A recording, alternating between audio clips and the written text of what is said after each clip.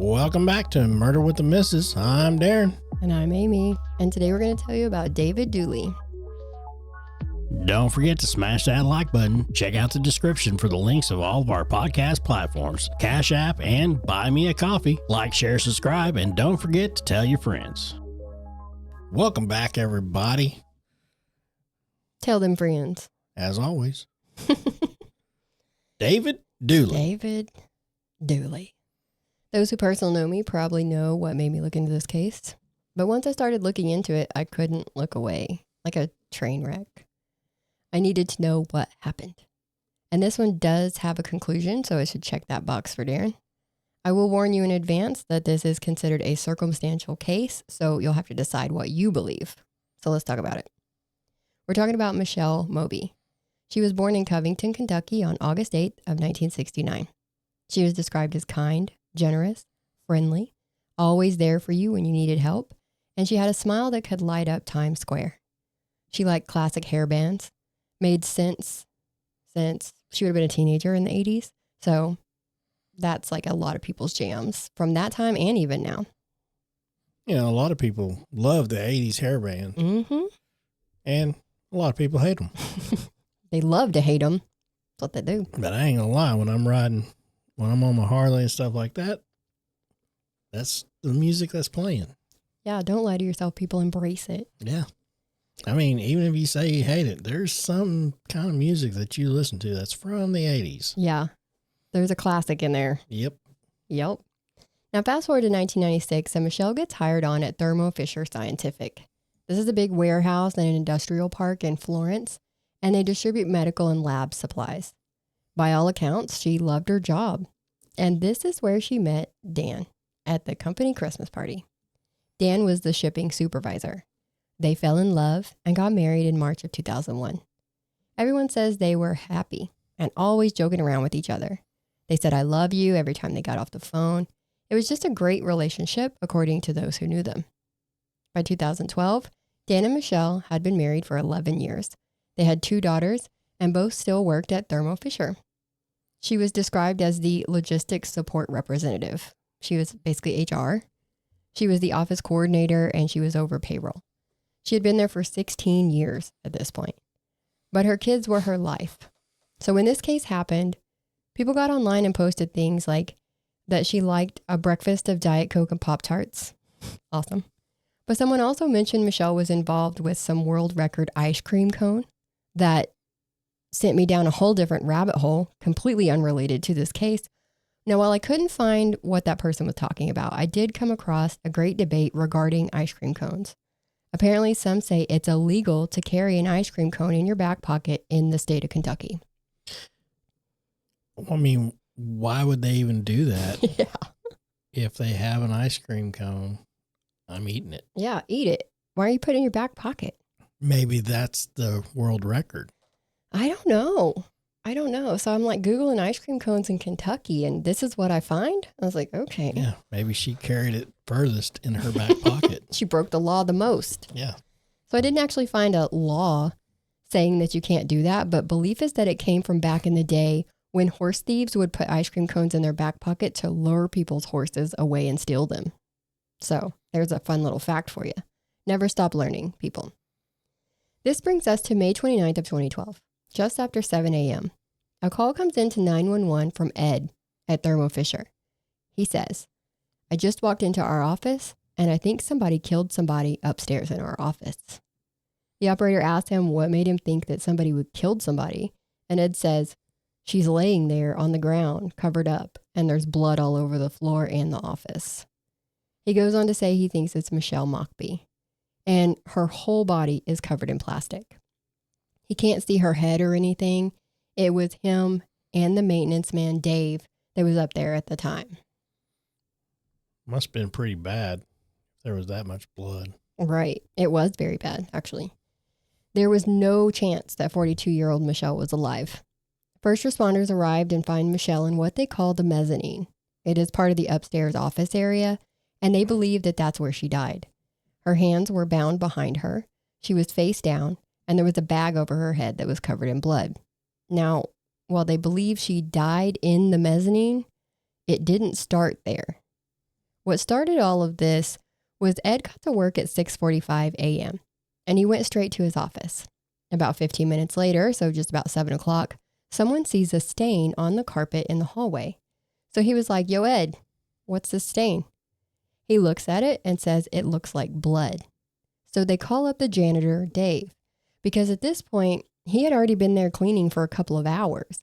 So they asked him if that spot was there when he cleaned upstairs that morning, and it wasn't. So they start looking and see blood going down the hallway. They follow it and find Michelle's body. So it all started in the hallway. Right. The theory is that she was attacked there, probably knocked out, and then dragged down that hallway and around the corner into the mezzanine where she was bound and beaten to death. So police are on the scene, trying to find out what the hell is going on, when Michelle's husband, Dan, shows up about an hour and a half after the body was found. The employees had been calling him, telling him that the police were at the warehouse and weren't letting them go in. He tried to call Michelle to see what was going on, but she wasn't answering the phone. So when he gets to the scene, the police have to tell him that Michelle has been murdered. Like, as he's just sitting there.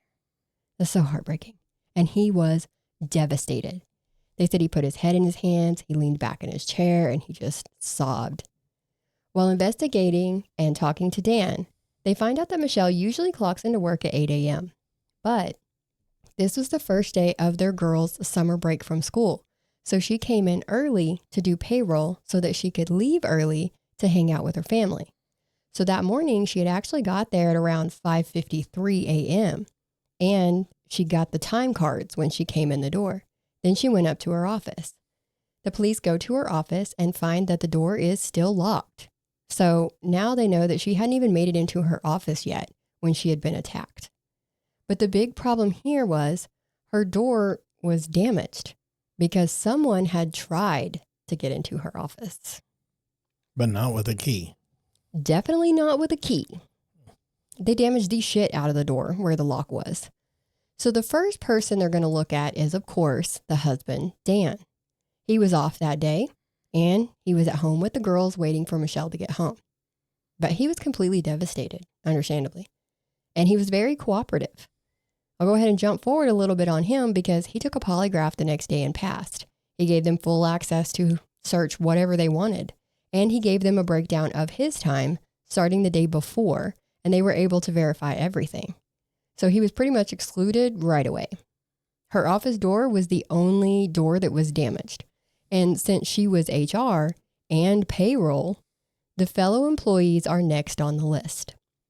Now, before I get that one comment or DM, I know she's not a bank. She doesn't have a vault of cash in her office just because she does payroll. She's not paying people their weekly pay with little sacks with dollar signs on them. But she has records. And who would be most likely to have an interest in those records? Well, it would have to be the employees of the company. So that's how they got there. And this was so early in the morning that there were only 13 other employees there on shift when police arrived. So they start running background checks on the 13 people to see if anyone has a criminal history. Because they looked at everyone there, checked hands, clothes, and shoes for any blood spatter. Because with that much blood on the scene, it'd be pretty hard for the killer to keep it off of them. But no one had any visible blood on them. So they have to start running background checks. And 2 pop hot. And then there were 2. Yep. One was the new guy. He was actually so new that they were still waiting for a background check that the company was having done. And there's where the paperwork comes in. He was worried that once they found out that he had a pass, that he was going to be fired. Okay. The other guy was the maintenance man, Dave. Dave who found the body. Dave. That Dave. It was that Dave. And old David Dooley was fidgety and nervous that morning, according to coworkers. He's had a couple of prison stints for burglary, theft by deception, receiving stolen property, and possession of a firearm by a convicted felon. He and his wife, Janet, were contracted to clean at Thermo Fisher. Janet wasn't there that day, but remember, Dave had already been there cleaning for a couple of hours before Michelle got there. Police thought it was odd that he wasn't sweaty or dirty if he had been in there cleaning a warehouse for 2 hours. Yeah, but I mean, you're talking about janitorial stuff. He's not in there freaking working on a diesel engine. You're right. But it still stuck out to them. Like, why are you not sweaty, or why do you not look like you've been at work? You look fresh. Why do you look so fresh? Anyways, looking around the warehouse so far in the investigation had made the police dirty. So they were already dirty just being there. So him being sparkly clean kind of stuck out to them. They interview Dave at the scene, and they release him with everyone else that afternoon. Like, they just questioned him and then sent him on home. Unfortunately for the investigation, Thermo Fisher didn't have surveillance cameras, but they did share a building with a company that did. So they look at their CCTV footage, which shows part of the parking lot that they share. And at about 6:30 a.m., they see a red truck leave the parking lot.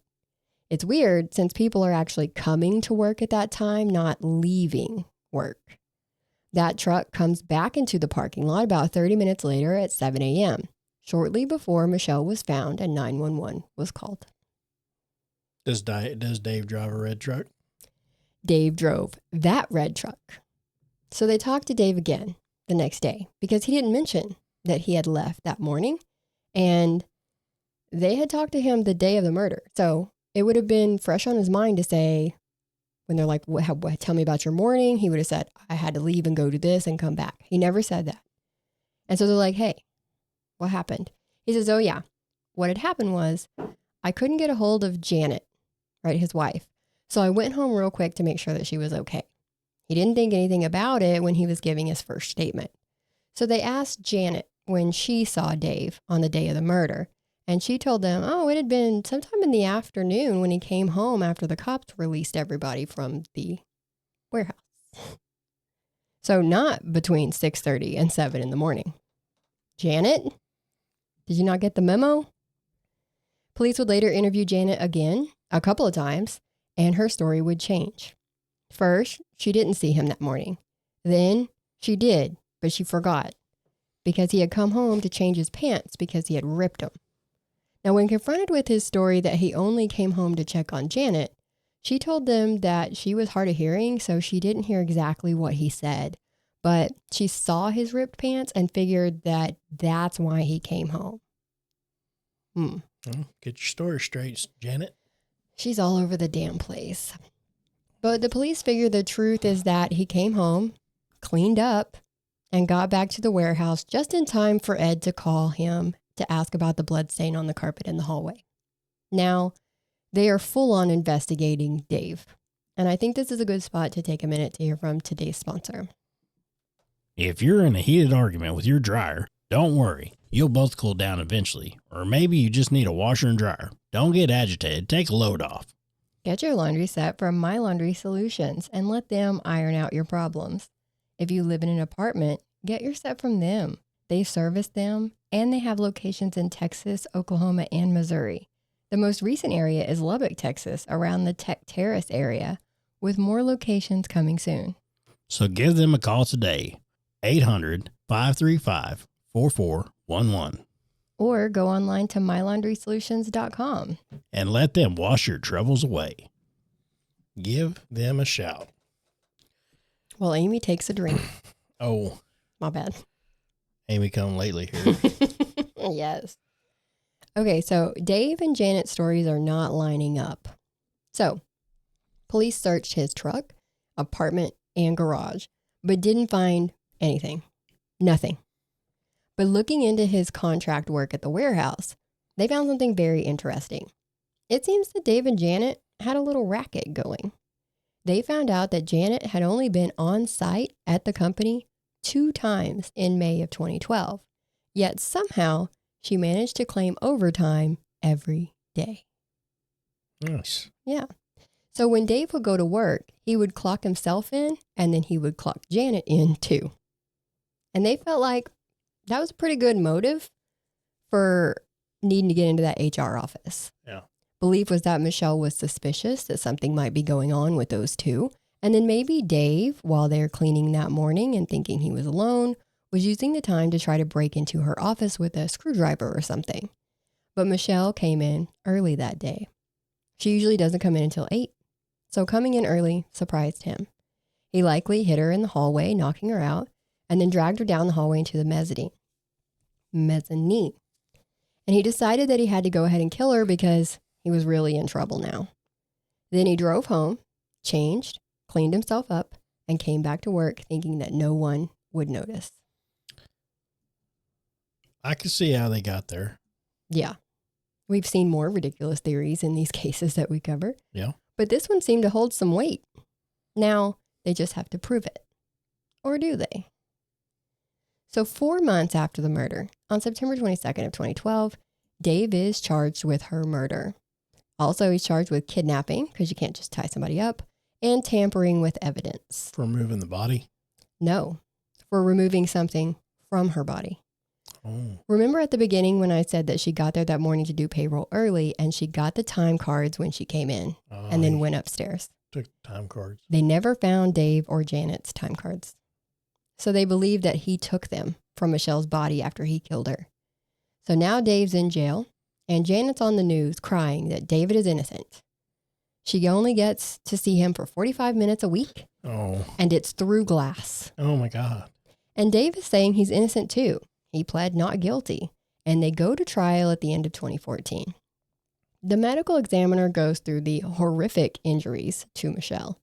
He would say that when examining someone like her with skull fractures, brain bleeds, her nose looking like a fighter because there was a slit on it, like when you get hit and the skin breaks open. There were bruises and cuts from her body being dragged down the hallway. You get the picture. He says you don't always have a clear-cut indication of an exact murder weapon, but he believed that she had been beaten to death with an industrial tape gun, like the one that has the handle. Damn. Yeah, it was brutal. And they played into his defense. Like the handle, what do you mean? Or like the ones that have the handle. Okay. Like the tape guns that have a handle and you put it on the box and shink, like people who do it all day, every day. I gotcha. Yeah. So he could have held it and. Damn. Yeah. Tough. And he used this in his defense. Like, how could he do that? Have a bloody crime scene where he drug her down the hallway, leaving a trail, and not have a drop of blood or any DNA in his truck, apartment, his garage. There's a thing called transfer. So if you've got blood on you, if you got blood on your shoe or something like that, and you step on something or on your floorboard or something, it can transfer over. But he had nothing. Also, they found DNA at the scene that didn't match Michelle or David, of course, because they're in a public place. But they didn't test that to see if it belonged to anybody else. Yeah. Now, I don't know if they were thinking that maybe because this was a public space in the warehouse that they wouldn't be able to narrow it down. Makes sense. But they didn't even try. Prosecution was basically like, he's a janitor. He has access to all these cleaning supplies. He knows how to clean up. The defense also brought up that someone had tripped the alarm at the warehouse on Saturday, 3 days before the murder. So someone had been trying to get into the building. Okay. And they don't know who, but couldn't that have been like a possible burglar and he came back after the doors were opened or something? So they're showing that there's, like, since there's no physical evidence, there's obviously reasonable doubt because you're not tying a lot of stuff to him except the time cards. Yeah. So naturally, the jury finds him guilty of murder. So they're like, we don't need any more evidence. He went home and took a shower. Okay, that's all we need to know. The jury found him guilty of murder and tampering with evidence, but not guilty of kidnapping. So make that make sense. He said in his sentencing that he felt railroaded and said that people lied on him in court. Like people just jumped on the bandwagon. As soon as the cops were like, it's Dave, they're like, well, let me tell you some stuff about Dave, and just got up there and lied. The judge sentenced him to life. So it was 38 years for the murder and then 5 more years for tampering with evidence. And that's all in this case. I'm just kidding. The case is not over yet. Yeah, it's appeal time. Word. It was 2 years later that he appealed. The judge ordered that his sentence be thrown out, and he was granted a new trial. Well, that doesn't happen all the time. Nope. What did it? The prosecutor in the first trial was Linda Talley. Mm-hmm. She apparently fired one of her law clerks, Nick Rambler. And no one fires Nick Rambler. He's got receipts in the form of a thumb drive with about 13 gigabytes of data, most of which were text messages. You'd see things like a text from Prosecutor Talley to another person saying she may have come home and may have talked to her husband, who was a district judge, and that a certain defendant may have his bond increased from $500 surety bond to a $10,000 cash bond. And then it happened. So she's like in her husband judge's ear, like, hey, this person needs their shit increased. And he's like, increased? Done. And that's not allowed. You're not allowed to do that. Not the bond increase. Of course, they can do that. But her talking to her husband and getting things changed while they're at home, that's the problem. Yeah, I mean, who's the judge? It's just a different judge. That's what I'm saying, but... Not his judge. No, but right. I said, but who's the actual judge? Her or him? Him. Well, sounds like she's the judge. I get you. I got you. She's telling him what to do. Yeah, she's pulling them strings. Yeah. But the most interesting thing that they found related to our case was her affair with the lead detective. Okay. They both had come to court to testify. He admitted to having a sexual relationship with Prosecutor Talley, but said it was after David's trial. Sure. They were just friends during the trial. Sure. But Ms. Talley testified that she didn't find out that the detectives had video footage of another person at the scene until months after the trial. So it was already said and done by the time she got that information. This random dude, and that's how they all referred to him, not just me, is random dude. So who's random dude? It's literally a guy on that same camera angle from the other company's CCTV who walked into the parking lot, went under the awning, so they speculate that he could have been trying to open the door at Thermo Fisher, and then he keeps walking. Now, this is in the evening before the murder. To be precise, it was like 10 hours before the murder. They say that to this day, they haven't identified him, but prosecutors say that it was a random truck driver, so they know that much. I don't know how. They would have had to look into him a little bit, or else they just made it up, so I'm not sure where that came from. Talley said that even though she found out about this months after Dave's trial, it didn't change the case at all. But it kind of does, because that put somebody else there that maybe his DNA matched the DNA they couldn't match. Anyways. Mm-hmm. There was also a letter from Talley to lead detective McVeigh, I think was his name, saying, now that I know what a complete fucking liar you are, I'm going to grapple with the fucking ethical issues with every case in which you were involved. Not to mention the fact that you let me go through a complete fucking murder trial without telling me the truth about that video. And now that I know it, what the fuck am I supposed to do now? I bet inmates are coming out of the woodworks now. You're damn right. Like, yeah. You get a new trial.